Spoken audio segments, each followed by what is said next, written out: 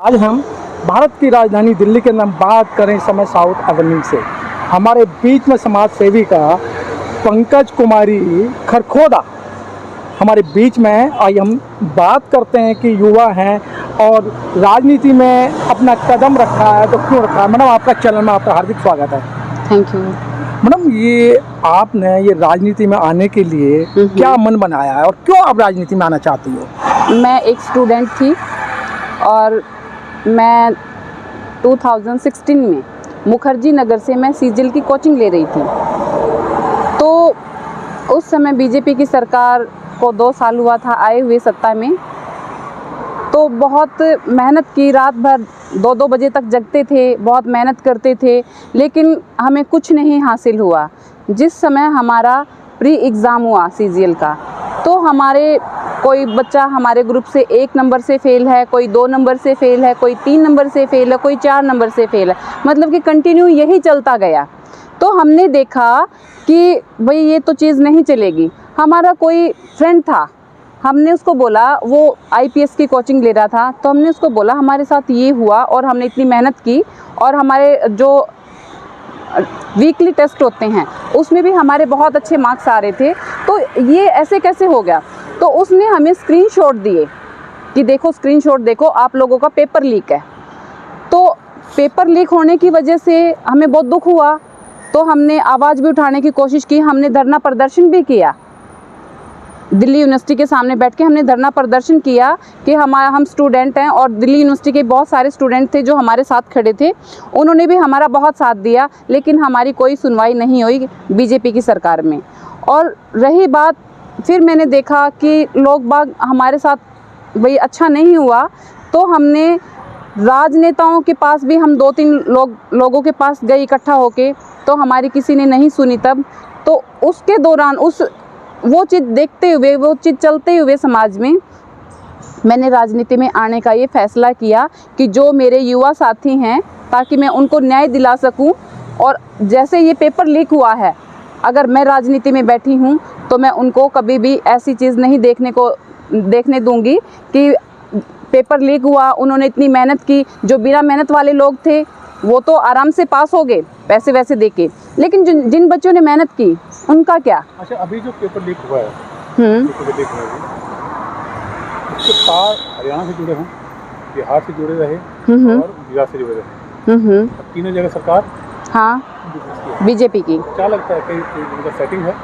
हाँ, बिल्कुल सेटिंग है सर, क्योंकि देखिए बिहार में बीजेपी की सरकार है, हरियाणा में भी बीजेपी की सरकार है, और जिधर भी बीजेपी की सरकार है, इन्होंने इतना हरियाणा का तो इतना भट्टा गोल कर दिया कि आप हरियाणा में देखोगे, हरियाणा नंबर 1 पे था, नौकरियों में भी, खेलकूद में भी, हर चीज़ में, एजुकेशन में भी, हर एक चीज़ में हरियाणा नंबर 1 पे था। आज हरियाणा में इतनी बेरोजगारी हो गई है, इतनी महंगाई हो गई है। क्या बेरोजगारी में भी नंबर 1 है? बेरोजगारी में भी नंबर 1 है, वहाँ कोई रोज़गार नहीं है। वहाँ पे हमारे खरखोदा में मारुति खुली है, अभी मारुति का प्लांट लगाया गया है। उस समय मोदी जी ने एक बात कही थी कि भाई खरखोदा के लोगों को, हरियाणा के लोगों को बहुत रोज़गार मिलेगा, 50,000 लोगों को रोज़गार मिलेगा, यहाँ भाई सारी सुविधाएं उपलब्ध होंगी मारुति में। लेकिन ऐसा कुछ भी नहीं हुआ। उसमें क्या रहा सर, अदर स्टेट के लोगों को घुसाया गया, इधर उधर से ला करके, और अदर स्टेट के लोगों को वहाँ पे घुसा दिया गया। लेकिन हरियाणा के लोगों को वहाँ पे ये बोला जाता है कि आप लोगों के लिए वैकेंसी नहीं है, क्योंकि आप यहाँ के लोकल हैं। मतलब फैक्ट्री लगेगी लोकल में, रोजगार दिया जाएगा बाहर के लोगों को। क्या आपको कुछ ऐसा भी अंदेशा है कि फैक्ट्री में अधिकांश लोग, क्या ऐसा, मैं पूछ रहा हूँ, ऐसा है क्या गुजरात के लोग हैं? हाँ, बिल्कुल हैं, गुजरात के हैं और कई जगह के हैं, बिहार से भी बहुत ज़्यादा लोग हैं। जिधर बीजेपी की सरकार है उधर से बहुत ज़्यादा लोग मारुति के अंदर हैं, जबकि हरियाणा के लोग मारुति के अंदर नहीं हैं। सरकार तो बीजेपी हरियाणा में भी है? हरियाणा में है, लेकिन उसके बावजूद भी इन्होंने लोकल लोगों को नौकरी नहीं दी, क्योंकि इन्होंने हरियाणा को जीरो करने की सोच ठान ली है, और भी आगे यही चलता आ रहा है। हरियाणा में बताया जाता है कि गाँव में ठेके हैं, शराब का ठेका है, तो गली मिल जाता है। क्या शराब की वजह से हरियाणा पे कितना इफेक्ट आप देख रहे हैं, परिवारों में, घरों में? देखिए सर, जब से बीजेपी सरकार आई है तब से हरियाणा में इतने हाई लेवल के दारू के ठेके खुल चुके हैं कि मैं आप लोगों को क्या बताऊं। हर एक नुक्कड़ पे दारू का ठेका है, जबकि वहाँ रोजगार होने चाहिए, ना कि दारू के ठेके होने चाहिए। रोजगार वहाँ जीरो कर दिया गया है, वहाँ कोई वैकेंसियाँ नहीं हैं और दारू के ठेके नुक्कड़ नुक्कड़ पे लगा दिए गए हैं। अब युवा लोग क्या करेंगे? इधर उधर से क्राइम बढ़ेगा, इधर उधर से चोरी करेंगे और डकैती करेंगे। तो वो सब करके वो क्या करेंगे? वो दारू पियेंगे तो कल्चर खराब होगा हमारे हरियाणा का। आपने जो बात कही कि मैं राजनीति में इसलिए आ रही हूँ समाज का भला करूँगा, लेकिन आप जैसे और भी नेता हैं, और आज मैं गिनती कर रहा हूँ तो हजारों की तादाद में वायदा कुछ करते हैं कि जब मैं सत्ता में आऊँगी या सत्ता में आऊँगा तो मैं बहुत काम करूँगा। सत्ता मिलते ही, विधायकी मिलते ही वो जनता को भूल जाते हैं। देखिए सर, जो अनपढ़ लोग हैं ना, अक्सर वो राजनीति में हैं। पढ़े लिखे लोगों को पिछाड़ा जाता है, पढ़े लिखे लोगों को आगे नहीं लाया जाता। अगर पढ़े लिखे लोगों को पार्टी, चाहे वो बीजेपी हो या वो कांग्रेस हो, अगर वो लोग आगे लेके आएंगे तो ज़रूर युवाओं का भला होगा और लोगों को रोज़गार मिलेंगे। और जो ये इतने क्राइम बढ़ रहे हैं, ये क्राइम कम होंगे। वादे तो बहुत करते हैं, जो भी राजनेता आता है, सत्ता में उतरता है, वादे तो सब लोग करते हैं, मैं ये करूँगा, मैं वो करूँगा। लेकिन मैं ये कहती हूँ कि मैं अगर राजनीति में आई हूँ तो मैं युवाओं का भला करूँगी, देश का भला करूँगी। और महंगाई को, जहाँ तक मेरी ये सोच रहेगी कि भाई मेरी कहाँ तक चलती है, मैं महंगाई के प्रति हमेशा मुद्दे उठाती रहूँगी। महिलाओं के प्रति, महिलाओं के साथ इतना अत्याचार हो रहा है बीजेपी की सरकार में, जबकि कांग्रेस की सरकार में हमारे हरियाणा से आप लोग देख लीजिएगा कि महिला पहलवानों के साथ क्या हुआ। उनको रोडों पर घसीटा गया, उनके साथ इतनी मारपीट हुई। लेकिन बीजेपी की सरकार में ये सब हो रहा है, कांग्रेस की सरकार में ये सब नहीं होता था। आप लोग दूसरी चीज़ ये देख लीजिएगा कि हरियाणा में जब से बीजेपी की सरकार आई है, पहले बच्चे बाहर से स्पोर्ट्स से जीत के आते थे तो उनको गवर्नमेंट जॉब दी जाती थी। आज हरियाणा में गवर्नमेंट जॉब जो स्पोर्ट्स कोटे की है वो ख़त्म कर दी गई हैं, ताकि हरियाणा के बच्चे बेरोजगार घूमें, उनके पास कोई रोजगार ना रहे। देखिए मैडम, संविधान तो खतरे में है, आप अनुसूचित जाति से आते हैं, तो क्या लगता है जब संविधान खतरे में, संविधान ही चेंज हो जाएगा तो आप विधायक बन के करेंगे क्या? देखिए सर, विधायक अपनी जगह है और संविधान अपनी जगह।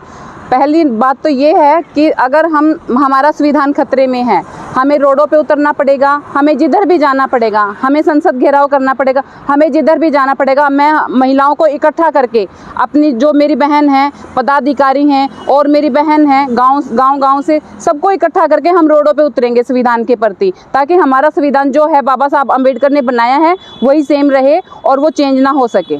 आपका अपने क्षेत्र को लेकर के क्या सपना है?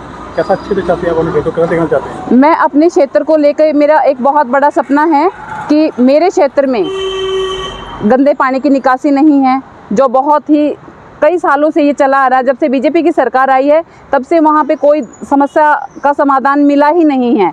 सब लोग दुखी हैं, पीने का पानी भी नहीं है, गलियाँ पक्की नहीं हैं। तो बहुत सारी चीज़ें ऐसी हैं जो बीजेपी की सरकार में हुआ नहीं है काम, कांग्रेस की सरकार में तब की होता था। तो मैं ये चाहती हूँ, अगर मैं राजनीति में आई हूँ और अगर मैं विधायक बनती हूँ तो मैं अपने क्षेत्र को बहुत अच्छे से चमकाऊंगी।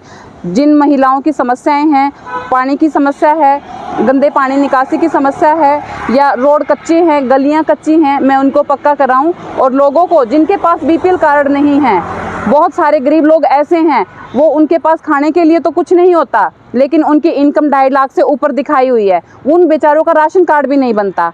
तो उनके राशन कार्ड बनवाए जाएंगे ताकि वो लोग अच्छे से अपना जीवन व्यतीत कर सकें। मैडम, आपको भारत में, आपको विदेश के लोग भी देख रहे हैं, आपके हरियाणा के लोग भी देख रहे हैं, अन्य अन्य राज्य के लोग देख रहे हैं, तो क्या संदेश देना चाहते हैं? देखिए, मैं एक ही संदेश देना चाहती हूँ कि अगर युवाओं को आगे लाया जाएगा, पढ़े लिखे लोगों को आगे लाया जाएगा, राजनीति में उतारा जाएगा, तो पढ़े लिखे लोग अच्छे से संविधान को भी रोक सकते हैं।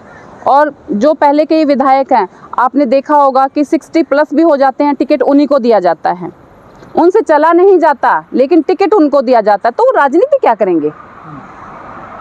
वो राजनीति नहीं कर सकते ना। अगर यंगस्टर को टिकट दिया जाएगा तो अच्छी राजनीति हो सकती है, वो चल सकते हैं, अच्छे से फिर सकते हैं, बात कर सकते हैं, अच्छे से फाइट कर सकते हैं हर चीज़ को।